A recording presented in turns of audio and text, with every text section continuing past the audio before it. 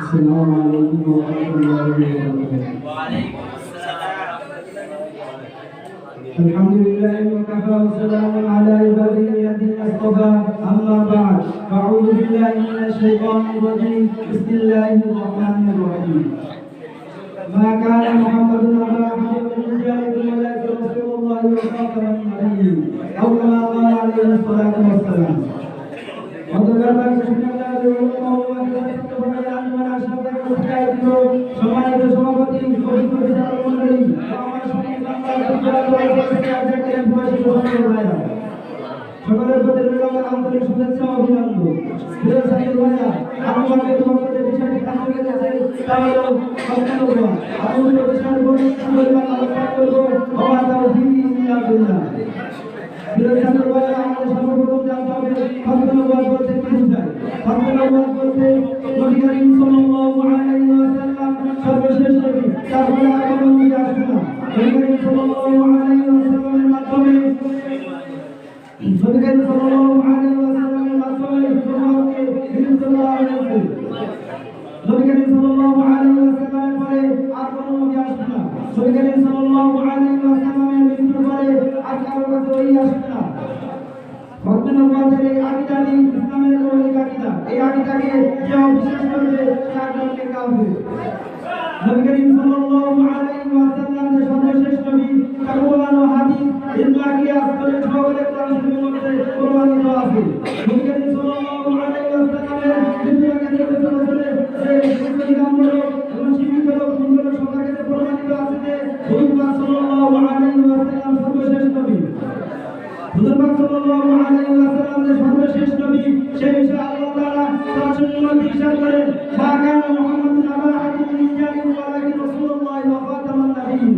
মুহাম্মদ সাল্লাল্লাহু আলাইহি ওয়াসাল্লাম তোমাদের মধ্যে কোন পুরুষের পিতা নন, তিনি আল্লাহ তাআলার রাসূল এবং শেষ জামানার নবী। হুজুর সাল্লাল্লাহু আলাইহি ওয়াসাল্লাম এই বিষয়ে হাদিসের মধ্যে বর্ণনা করেন, আনা খাতামুন নাবিয়্যিন লা নাবিয়্যা বা'দি। আমি হলাম এই জামানার শেষ নবী, আমার পরে আর কোনো নবী আসবে না।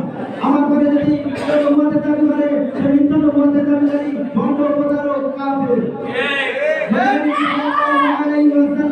সর্বশেষ আগে বলে গেছেন, আমার উম্মতের মধ্যে তিনজন মিথ্যা নবুয়তের দাবি করবে।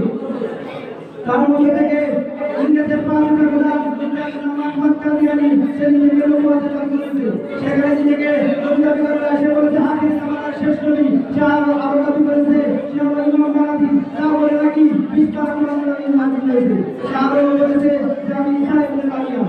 সে কত বড় কাফির, কত বড় বেঈমান। কোরআন ও হাদিসের মধ্যে প্রমাণিত আছে যে মুহাম্মদ সাল্লাল্লাহু আলাইহি ওয়াসাল্লাম সর্বশেষ নবী, তারপরে আর কোনো নবী আসবে না। সে কত বড় মুখে কোরআন ও হাদিসের মধ্যে প্রমাণ থাকা সত্ত্বেও সে নিজেকে কিভাবে তার নবী বলে দাবি করে। নবী করিম সাল্লাল্লাহু আলাইহি ওয়াসাল্লাম যে সর্বশেষ নবী, কোরআন ও হাদিস আমাদের বর্তমান যুগবিদ্যা দিয়ে সবার কাছে প্রমাণিত আছে যে মুহাম্মদ সাল্লাল্লাহু আলাইহি ওয়াসাল্লাম সর্বশেষ নবী। নবী করিম সাল্লাল্লাহু আলাইহি ওয়াসাল্লাম যে সর্বশেষ নবী, নবী করিম সাল্লাল্লাহু আলাইহি ওয়াসাল্লাম সর্বশেষ নবী, তারপরে আর কোনো নবী আসবে না। সর্বশেষ এই বিষয়ে বলতে চাই, বর্তমান নবুয়তের দিকে যে কাফের, মুশরিক, বেঈমান যারা হাত বাড়াবে, তাদের হাতকে ভেঙে চুরমার করে দেওয়া হবে। আর যারা বর্তমান নবুয়তের দিকে হাত বাড়াবে, তাদের বর্তমান নবুয়তের দিকে হাত বাড়ায়, তাহলে বাংলার আলেমরা বসে থাকবে না। বাংলার আলেমরা মাথায় কাপড় বেঁধে জিহাদের জন্য ঝাঁপিয়ে পড়বে।